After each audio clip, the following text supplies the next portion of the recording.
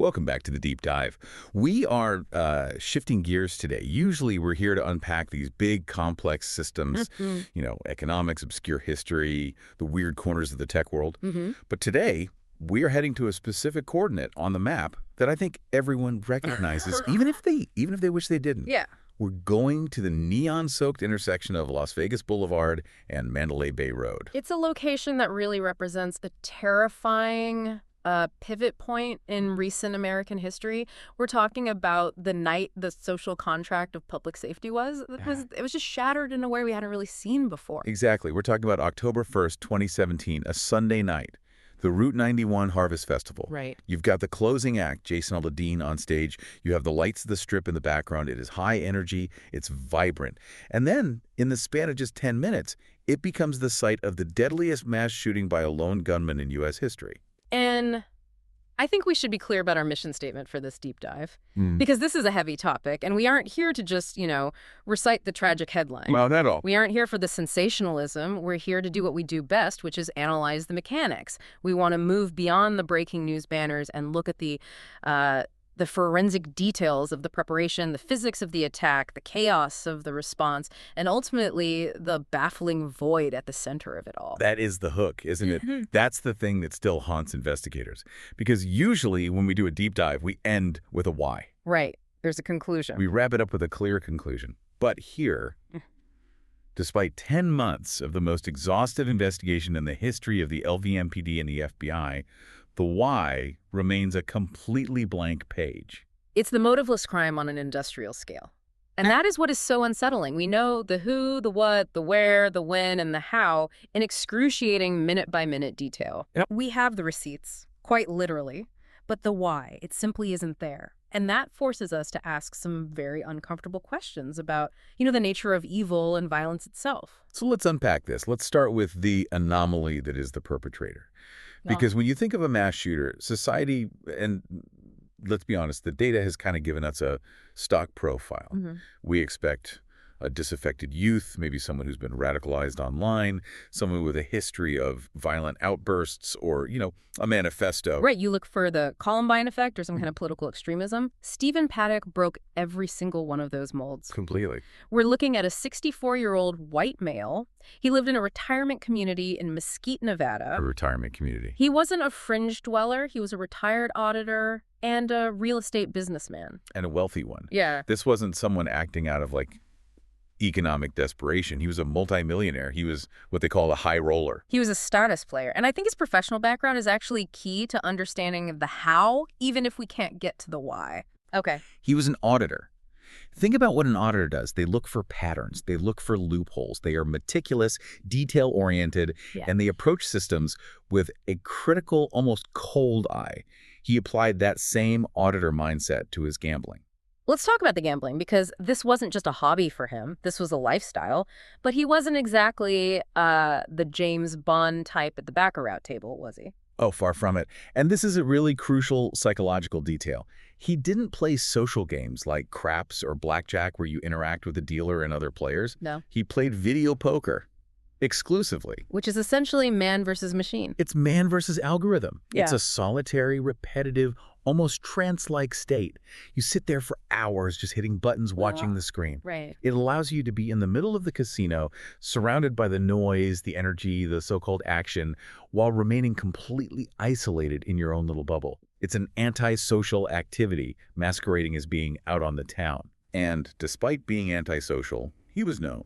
He was a whale. He got the comps, the free penthouses, the gourmet meals. He absolutely thrived on that status. He was the guy the casino hosts fawned over. But, and here's where we start to see the cracks forming. In the 2 years leading up to 2017, that status was, it was eroding. The sources mention he was on a massive losing streak, a really bad one. He had lost a significant amount of his wealth. For a man whose entire identity is built on being the big shot who beats the house, that is a psychic injury. A huge one. Some forensic psychologists point to this theory of the eroding narcissist. He was an aging man. He was losing his money. His girlfriend described him as becoming distant, and their intimacy had ceased. He was watching his power just slip away. So the theory is, if I can't command respect with my money anymore, I will command the world's attention with my violence. That's the speculation. It's a way to reclaim control.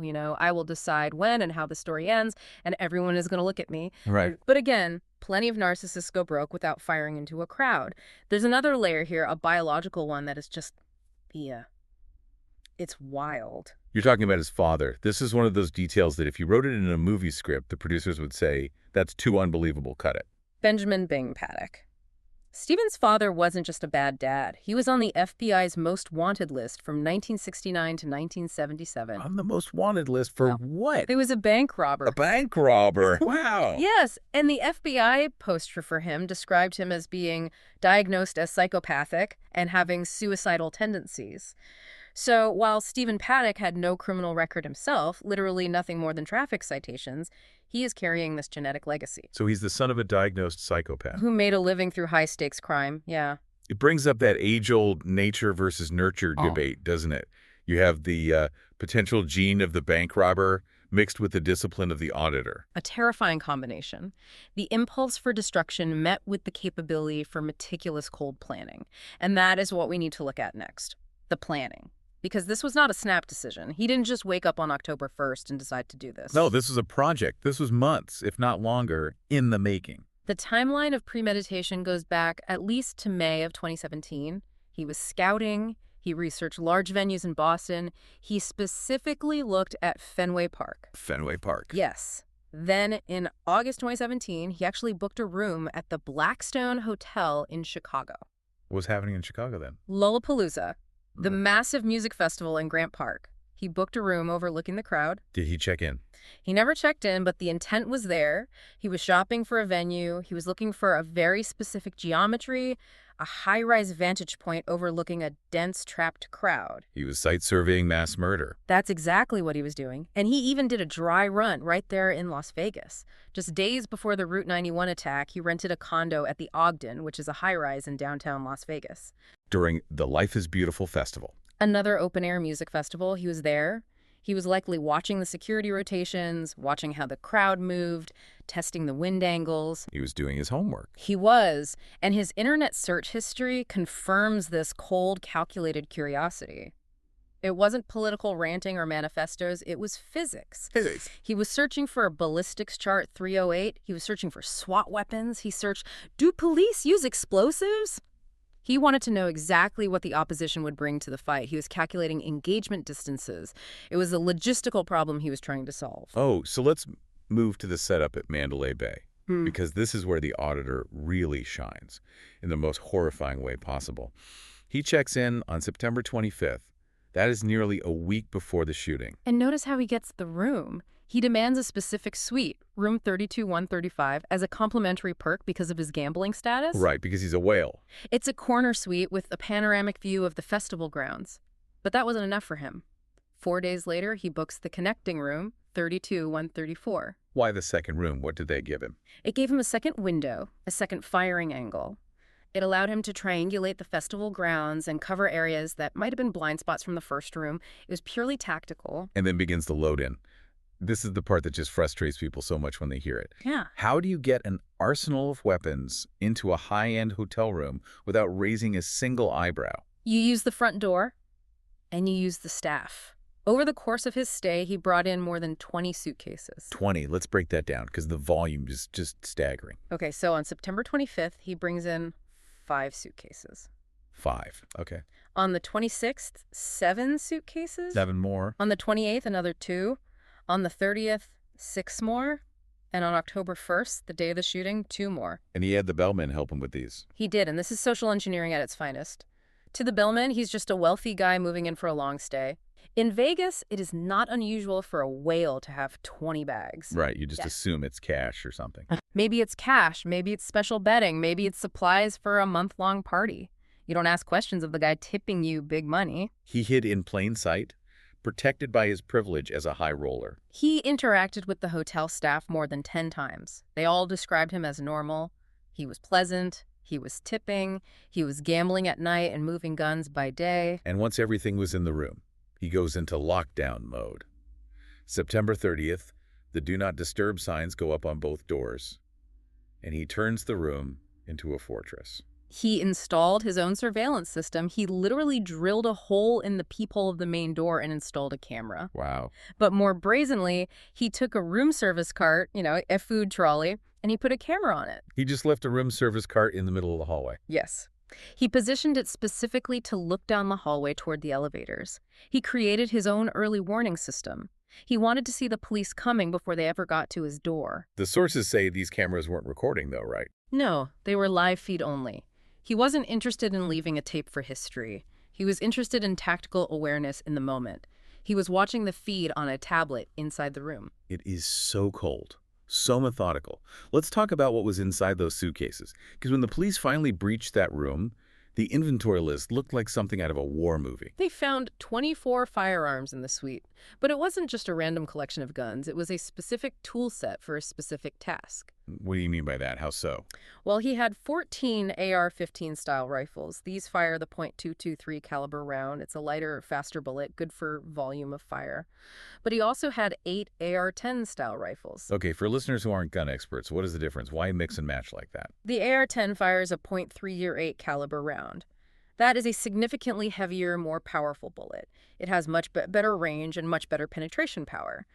He had these AR-10s equipped with high-power scopes and bipods. So those were his precision instruments. Exactly. He intended to use those to reach out and touch targets that were further away, or perhaps to punch through barriers like vehicles or stage equipment. But the AR-15s, those were for the volume, for the crowd. Those were for the bump stocks. And this is the piece of technology that really defined this tragedy. We heard so much about bump stocks in the news after this, but I want to make sure we really understand the mechanics. How does it work? Okay, so a standard semi-automatic rifle fires 1 round for every single pull of the trigger. Bang, bang, bang. To fire fast, you have to have a very fast finger. Right. A bump stock replaces the standard butt stock of the rifle, the part that rests against your shoulder. It's designed to be loose to allow the rest of the gun to slide back and forth freely on that stock. So it harnesses the recoil, the kick from the gun. Exactly. When you fire, the recoil pushes the gun back into the stock. The bump stock then uses that energy to bounce the gun forward again, slamming the trigger back against your stationary finger. It creates a mechanical loop. So instead of bang, it's a continuous fire. It's pert. We are talking about a rate of fire of roughly 9 rounds per second. 9 a second. Which is, for all intents and purposes, indistinguishable from a fully automatic machine gun. And he had a 100-round high-capacity magazine, so he could maintain that volume of fire for 10, even 15 seconds at a time before having to reload. It was a force multiplier. It allowed one man to rain down the firepower of an entire squad of soldiers. Absolutely. And the manufacturers were all top-tier. Colt, Daniel Defense, FN Herstal. He bought the best gear money could buy. And it wasn't just guns, was it? He had plans for explosives, too. In the valet garage, in his Hyundai Tucson, police found a terrifying stash. He had ammonium nitrate. That's the fertilizer used in bomb making, like in Oklahoma City. It's the primary component of heavy IEDs, yes. Oh. He also had 50 pounds of tannerite, which is a binary explosive used for target practice, but in that quantity. What was the plan there? To drop the hotel? I mean, what do you do with that? It's unlikely that amount would bring down a steel frame building like Mandalay Bay, but a car bomb in the parking structure. It would have caused massive structural damage, fire, and absolute panic. It would have drawn first responders away from the shooting. It seems he wanted chaos on every level. He also tried to get tracer rounds, right? He did. He tried to buy them from a dealer who was out of stock, so he bought them from a private seller at a gun show. Tracer rounds burn brightly when fired, so they let you see the path of the bullet in the dark. So he could walk his fire onto the target better at night. Exactly.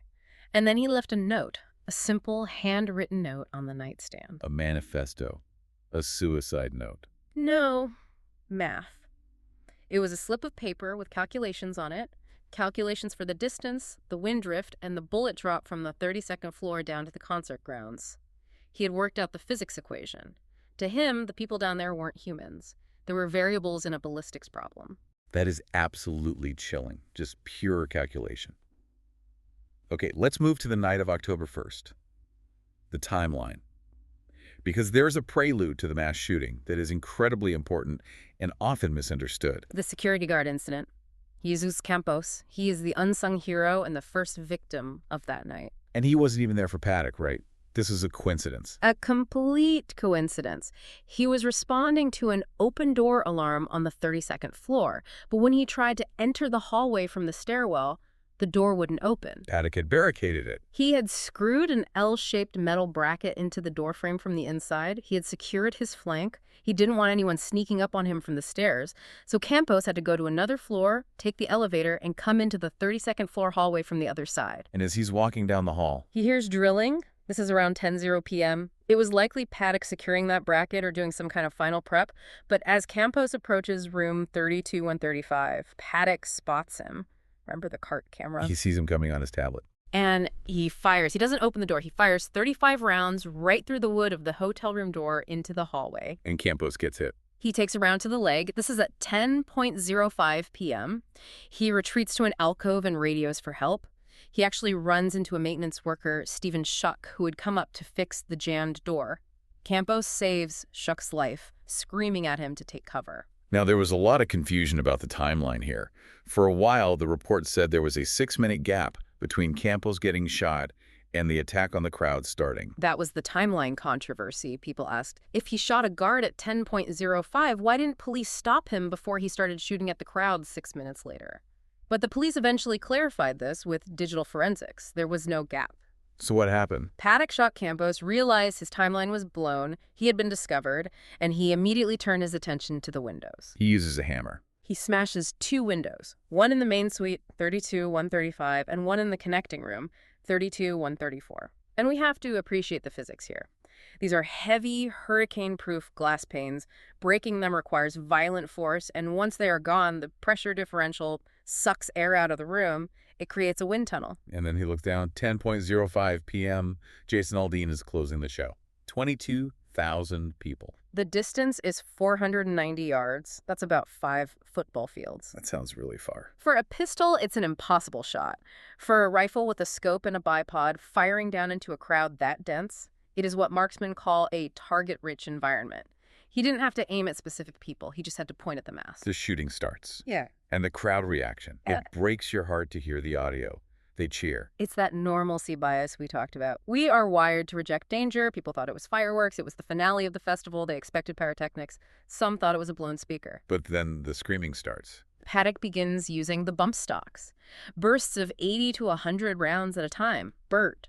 A pause to change magazines? Bert. It was just relentless. And the venue itself turned into a trap. It became what tactical experts call a kill box. The festival was surrounded by high chain-link fences. Right. These were designed for revenue protection, to keep people without tickets out. But when the shooting started, those fences became walls. They kept the people in. People were crushed against them, trying to get out. It created a horrific bottleneck. The exits were too few and too narrow for a stampede of 22,000 terrified people. People were climbing fences, tearing them down, getting trampled, and all the while, bullets are just raining down from a high angle. And he wasn't just shooting at the people. He had another, even more ambitious target, the airport. This is a detail that really shows the scale of his intent. He fired at the jet fuel tanks at McCarran International Airport, which is right next to the festival grounds, about 2,000 feet away. Was he trying to blow up the airport? He hit the tanks twice. One bullet actually penetrated the steel shell of one of the tanks. But it didn't explode. Why not? Chemistry. Hollywood has taught us that if you shoot a gas tank, it goes boom. But jet fuel is basically kerosene. It's very stable. Okay. To ignite, it needs to be vaporized and mixed with oxygen in a very specific ratio. A bullet passing through liquid fuel just causes a leak. It doesn't cause a detonation. But the intent was clearly to create a massive fireball to distract and destroy. Down on the ground, the confusion must have been absolute. It was the fog of war. The acoustics of the Strip are a nightmare. You have these tall glass canyons, the Luxor, the Excalibur, Mandalay Bay. The sound of the gunshots was bouncing off everything. So they didn't know where it was coming from? No. People thought shots were coming from the Luxor. People thought there were shooters on the ground. Reports came in of shots at Gate 4. The police were getting conflicting information from all sides. So it took them a while to even figure out where he was. Eventually, police and security spotted the muzzle flashes from the middle of the northern side of Mandalay Bay. The strobe light of the muzzle flash in the dark window finally gave him away. So the police mobilized. 10:01 p.m. Officers are already in the hotel on other floors. Officers on the 31st floor, one floor below, could actually hear the shell casings hitting the floor above them. They said it sounded like rain. Wow. By 10:17 p.m., officers reach the 32nd floor. They find the wounded Jesus Campos. But by 10:17, the shooting has already stopped. The gunfire ceased at 10:15 p.m. The entire attack lasted exactly 10 minutes. Over 1,000 rounds fired. But when the police arrive at the door, it is silent. And this leads to the breach delay. There was over an hour from 10:17 to 11:20 where officers were outside the room but didn't go in. Why? Why the wait? This is a matter of police doctrine, but it's hard for the public to accept. When a suspect is actively shooting, the protocol is active shooter response. You breach immediately, you engage, you stop the killing, even if it means taking risks. Right. Go, go, go. But the moment the shooting stops, the classification changes to barricaded subject. So they slow everything down. Exactly. If he's not killing anyone right now, you don't rush in. You don't know if the door is rigged with explosives, which was a valid fear given the cameras and the drilling he was doing. You don't know if he has hostages. So they held the line. They evacuated the other guests on the floor. They waited for the SWAT team with the proper breach gear. And at 11:20 p.m., SWAT places an explosive charge on the door. They blow it. They enter room 32-135. and what did they find? Paddock was dead. He had committed suicide with a revolver, shot himself in the mouth. There was an accidental discharge during the breach, wasn't there? I read that. Yes. In the extreme tension of the entry, an officer's weapon fired a 3-round burst. It hit a cabinet. Nobody was hurt, but it just shows how incredibly high the adrenaline was in that moment. So the shooter is dead. The threat is over. But the crisis has just migrated down the street to the hospitals. The casualty count is just overwhelming.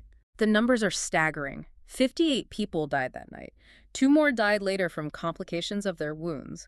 1 in 2019 and 1 in 2020, bringing the total death toll to 60. 60 people. And that injured. 413 people suffered gunshot or shrapnel wounds. But the total number of injured was 867.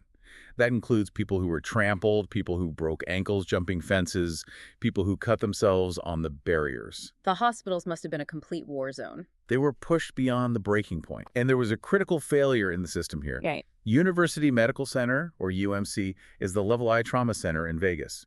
It is the place you want to be if you have a gunshot wound. It's the best equipped. Right. But about an hour into the crisis, emergency services were told UMC was full. Was it actually full? It wasn't. They still had capacity. But in the chaos, erroneous information went out. So ambulances started diverting patients to Sunrise Hospital, which is a Level 2 center. And then Sunrise just got crushed. They received 199 patients. 150 of them arrived within a 40-minute window. 150 in 40 minutes. Imagine that. A patient every 15 seconds.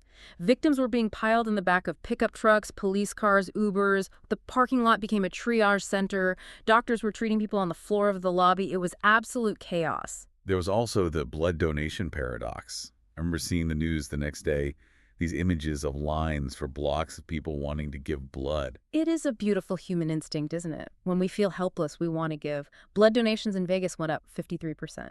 But, and this is the paradox, 15% of that blood went unused and had to be thrown out. Why? Why would that happen? Because blood has a shelf life. And in a mass casualty event, you need the blood now, which comes from the existing supply on the shelves. By the time you bleed a new donor, test the blood, process it, the immediate crisis is over. So it creates this glut in the system. A glut that the system can't use. It really raises questions about how we manage that public desire to help without clogging the system. Amidst all this horror, though, we have to talk about the heroism. Because in that kill box, people didn't just run. They stayed. They helped. The impulse to protect was just as strong as the impulse to destroy. Take Matthew Kobos. He was a young U.S. Army soldier. There's a famous photo of him. You've probably seen it. Yes, I know the one. He is lying on top of a young blonde woman, shielding her entire body with his own, while bullets are literally kicking up the dirt around them. He didn't know her. He just covered her. And then he ran back into the danger zone to apply tourniquets to other people. And Jonathan Smith. They call him the Angel. He was there for his brother's 43rd birthday. When the shooting started, he grabbed his family, but then he just kept grabbing strangers. He was screaming, "Active shooter, get down!" He formed a human chain, dragging people toward a row of parked cars for cover. He saved dozens of lives. Dozens. Before he took a bullet in the neck himself, he survived, but he saved so many. And Britney Spears. She was a civilian. A civilian. An EMT from UCLA who was there just to enjoy the music. She didn't flee. She started setting up a triage station inside the venue while the shooter was still active. She was plugging bullet holes and directing care. She was the only civilian medical professional to receive a Medal of Courage from the police. There is a really tragic connection that came up in the research, though. A sort of coda to the survivor stories that feels almost cruel, the Thousand Oaks shooting. This is a gut punch. A year later, in November 2018, a gunman walked into the Borderline Bar and Grill in Thousand Oaks, California. It's a country western bar. And who's there? A lot of the Vegas survivors, right? A huge number of them. That bar was their community hub, their safe space where they went to heal together. Survivors of the Las Vegas massacre found themselves in the middle of another mass shooting just 12 months later. And one of them didn't make it out. Telemachus Orfanos.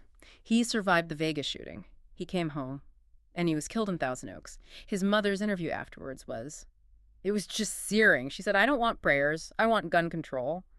It really highlighted that for these survivors, nowhere felt safe anymore. You survive the anomaly, only to be caught in the pattern. Let's zoom out to the aftermath. Because as soon as the shooting stopped, a different kind of chaos started. The information war. This was really the first major mass casualty event where we saw the total failure of the modern algorithmic internet. Explain that. What do you mean by failure? When a crisis breaks, there is a data void. People are searching for information, but verified news takes time. Journalists have to check facts. But lies are fast, and algorithms prioritize engagement, not accuracy. So what happened? What was being pushed out there? If you Googled Las Vegas shooter on Monday morning, the top stories widget, the part Google presents as authoritative news linked directly to a 4chan thread. 4chan, the anonymous message board. That was the top story. That was the top story. And that thread completely misidentified the shooter.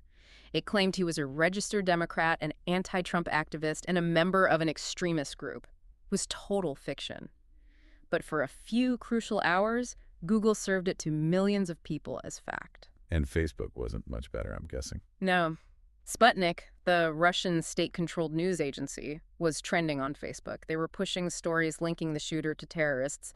ISIS actually tried to claim him. Right. They gave him a name, didn't they? Abu Abdul Bar al-Amriki. They claimed he was their soldier. Was there any truth to that at all? Zero. Absolutely none. The FBI tore Paddock's life apart. They looked at every email, every phone call, every travel record.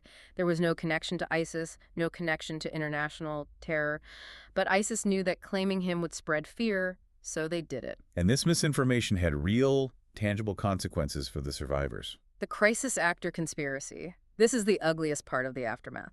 Conspiracy theorists claimed the shooting was faked, that the victims were actors hired by the government to push gun control. Unbelievable. Survivors, people who had pulled bullets out of their friends, started receiving death threats. They were harassed online. It added this layer of psychological trauma that simply didn't exist 20 years ago. Let's talk about the legal side, because the lawsuits here were massive. MGM Resorts, the owner of Mandalay Bay, faced a suit from 450 victims. And MGM's response was legally fascinating and publicly disastrous. They countersued the victims. They sued the victims. How was that even possible? They filed a suit against hundreds of victims, but they weren't asking for money. They were using a very specific piece of legislation called the Safety Act of 2002. Okay, what is that? It was passed after 9/11. Basically, it says that if a company uses anti-terrorism technology or services that are certified by the Department of Homeland Security, they cannot be held liable for an act of mass violence. I see. MGM argued that their security vendor was certified, so they were immune. They sued the victims to force a federal judge to rule on that immunity immediately. So it was a legal maneuver to stop the bleeding before it started. It was a hardball tactic. It worked, in a sense. It forced a settlement. In October 2019, MGM and the victims reached a settlement of $800 million. It's a massive sum, but it avoided a trial that could have set a dangerous precedent on hotel liability. And of course, the bunk stocks. Paddock put them on the map. Before this, most people had never even heard of them. Even the NRA initially came out and said, okay, maybe these should be regulated. In December 2018, the Trump administration banned them. The Department of Justice reclassified them as machine guns. But that didn't stick, did it? No, it went all the way to the Supreme Court.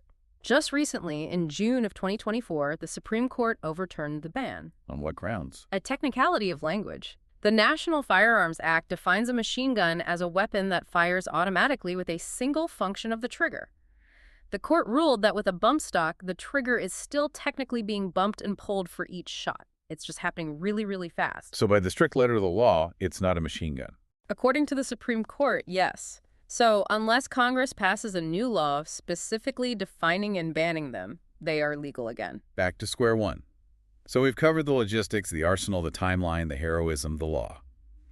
But we have to end where we began, the conclusion of the investigation itself. August 2018, Sheriff Joe Lombardo and the FBI released the final report. It is the definitive account, and the conclusion is silence. No conspiracy, no second gunman, no secret plot. And no motive. The FBI Behavioral Analysis Unit, the best profilers in the world, the people who inspired the show Mindhunter, could not find a single or clear motivating factor. No manifesto on a hard drive. Yeah. No diary outlining his grievances against the world. Nothing. No political ideology, no religious extremism, no specific grudge against the hotel or the concert goers. Just a man who was, in their words, bored, aging, losing his status, and who possessed a high degree of intelligence and a nefarious intent. That is infinitely more terrifying than a terrorist, isn't it? It is.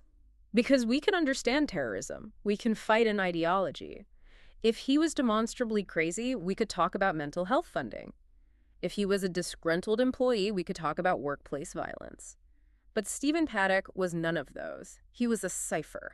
It suggests that our safety relies on something very, very fragile. It relies on a social contract. We walk through the world assuming that the person in the hotel room next to us or the guy in the window above us agrees the basic rule of don't kill people.